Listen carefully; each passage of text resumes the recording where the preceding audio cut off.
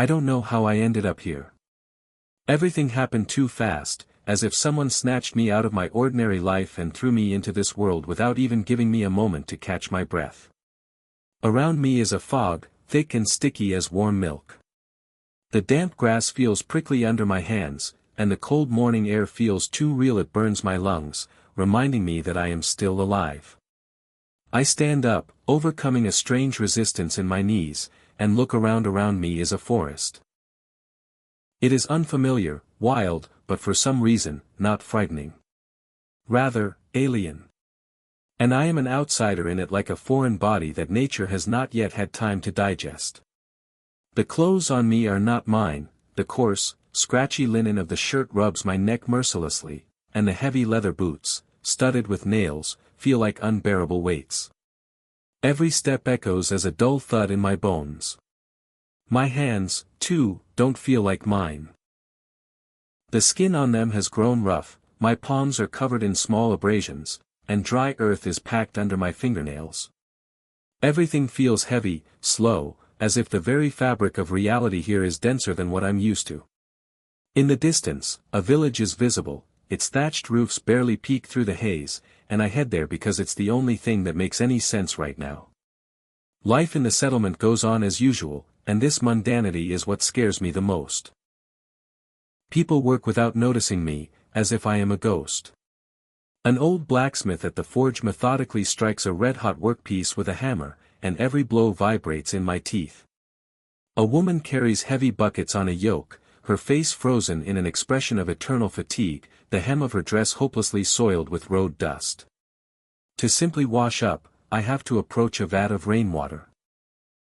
It is ice cold, with sediment swirling at the bottom, but when I plunge my face into it, the shock brings a momentary clarity.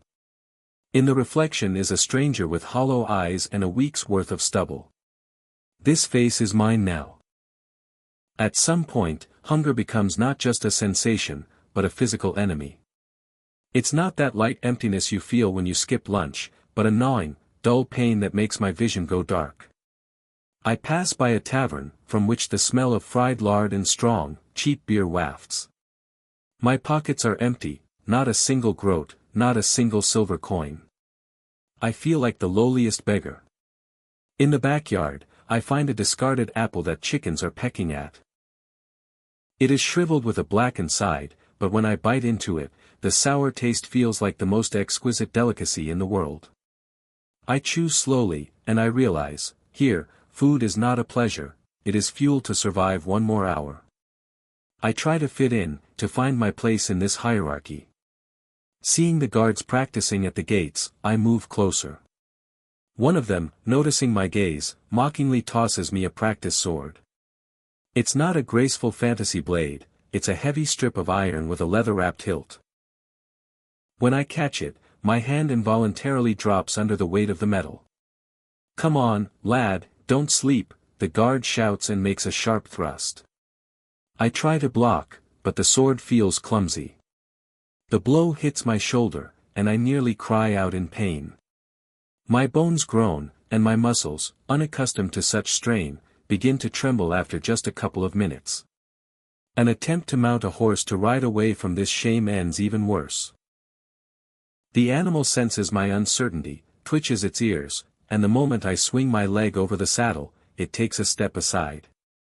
A second later, I am lying in the mud, tasting manure and raw earth on my lips. The laughter of the guard stings worse than the wooden sword. Here, you can't just press a button and become stronger. Here, every skill is paid for in sweat and bruises. To clear my head, I go deep into the forest. Solitude seems safer to me than the company of people who see me only as a bungler. I begin to notice details, how a dewdrop trembles on a fern leaf, the smell of damp leaves and resin.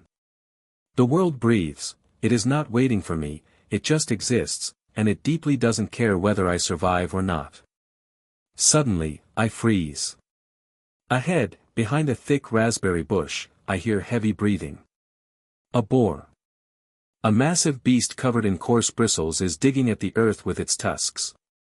Fear paralyzes me. This isn't a picture in a textbook. This is 300 pounds of muscle and fury just 10 paces away. I am afraid even to breathe. My heart pounds against my ribs so hard that it seems the beast will hear it.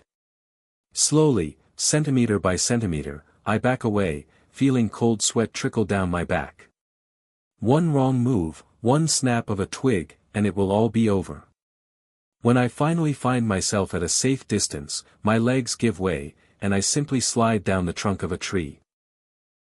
Death here doesn't smell of pathos, but of a wild beast and my own weakness.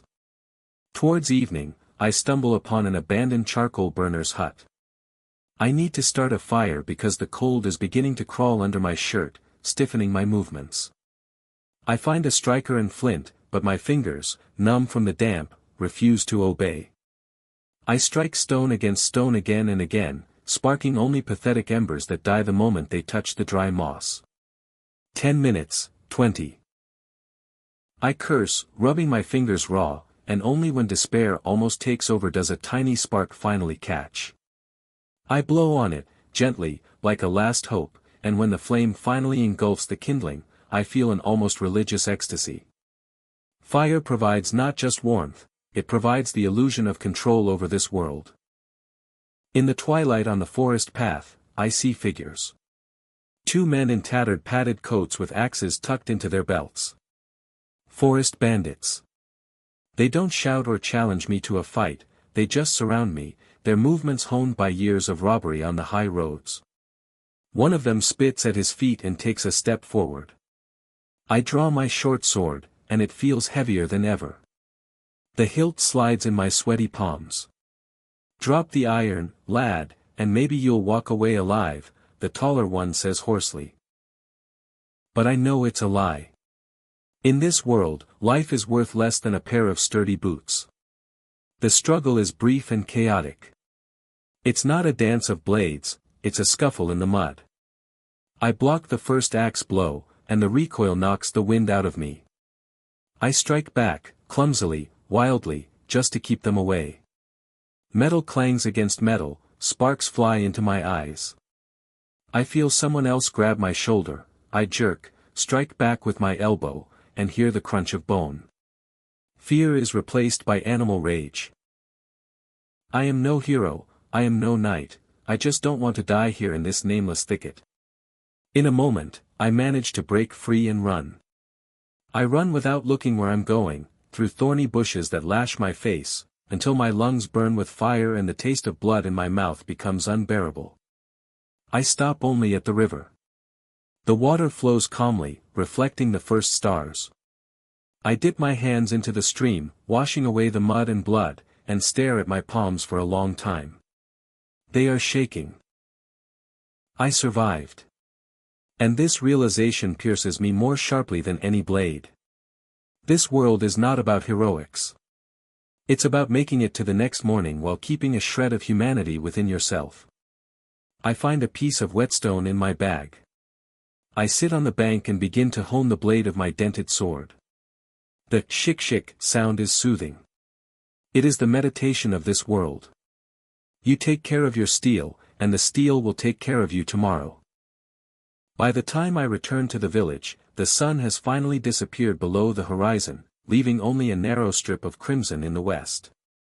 Lights flicker in the windows of the houses, from the tavern come the sounds of a lute and someone's drunken laughter. Everything around seems peaceful, almost cozy, if you don't know what darkness lurks beyond the boundary of the torchlight. I approach the communal fire in the square.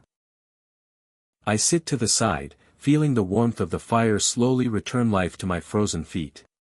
I take out a piece of stale bread I had saved and chew it slowly, watching the dancing tongues of flame. My hands still remember the weight of the sword, my shoulder aches from the blow, and my thoughts finally stop racing. This day didn't make me a hero. I saved no one but myself. I did nothing worthy of mention in the chronicles. But I survived. I learned to make fire, I learned to distinguish the sound of the wind from the steps of an enemy, I learned to value a rotten apple and ice-cold water. The world hasn't become kinder to me, no. It is still just as harsh, dirty, and dangerous. But I have begun to understand its rules.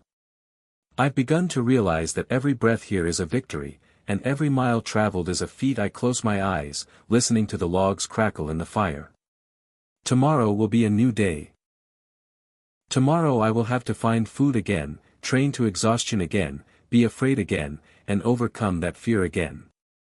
But now I know, I can do it. Because I am no longer the person who woke up in the fog this morning. I am a part of this world. A small, battered, but still living part of it. And that is enough. At least for today. Glory be to Jesus Christ. Tomorrow it all begins again.